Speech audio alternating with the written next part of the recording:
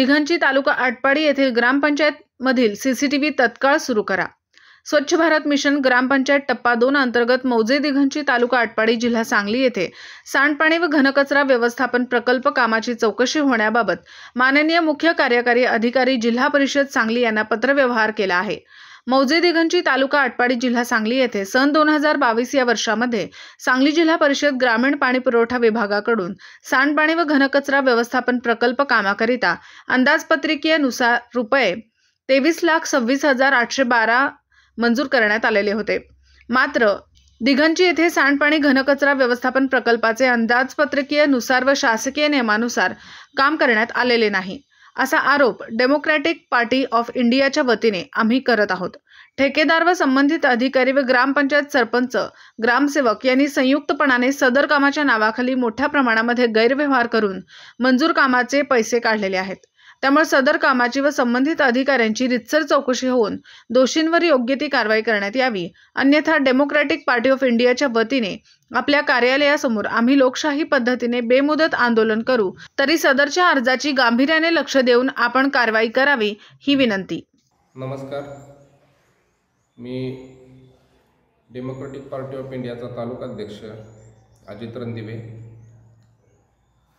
स्वच्छ भारत मिशन अंतर्गत टप्पा 2 सांडपाणी व घनकचरा व्यवस्थापन या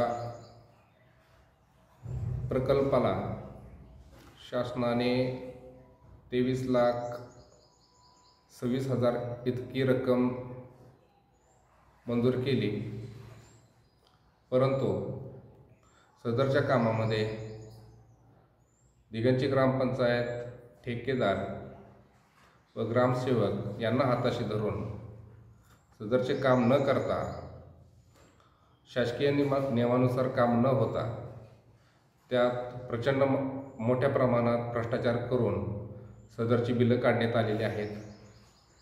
तसेच दिघंची ग्रामपंचायत येथे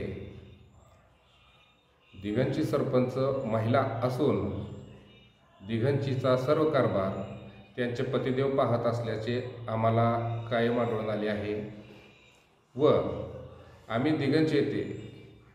दिघंची ग्रामपंचायतला वारंवार मागणी करून देखील दिघंची ग्रामपंचायत सीसीटीव्ही बंद ठेवत आहे व दिघंची सीसीटीव्ही बंद ठेवून सदरचा मनमानी कारभार दिघंचीचे सरपंच, महिला सरपंचाचे पती हे राजरोषपणे करत आहेत। तरी आमची एकच मागणी आहे की सांडपाणी व घनकचरा व्यवस्थापन या कामाची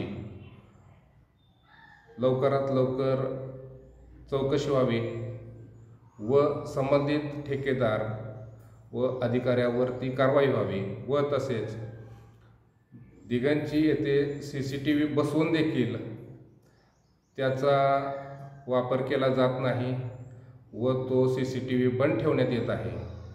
तरी तो सीसीटीव्ही लवकरात लवकर चालू करावा व दिघंचीचा सर्व कारभार सीसीटीव्ही अंतर्गत सुरू व्हावा हीच मागणी आम्ही डेमोक्रॅटिक पार्टी ऑफ इंडियाच्या वतीने करीत आहोत। नमस्कार।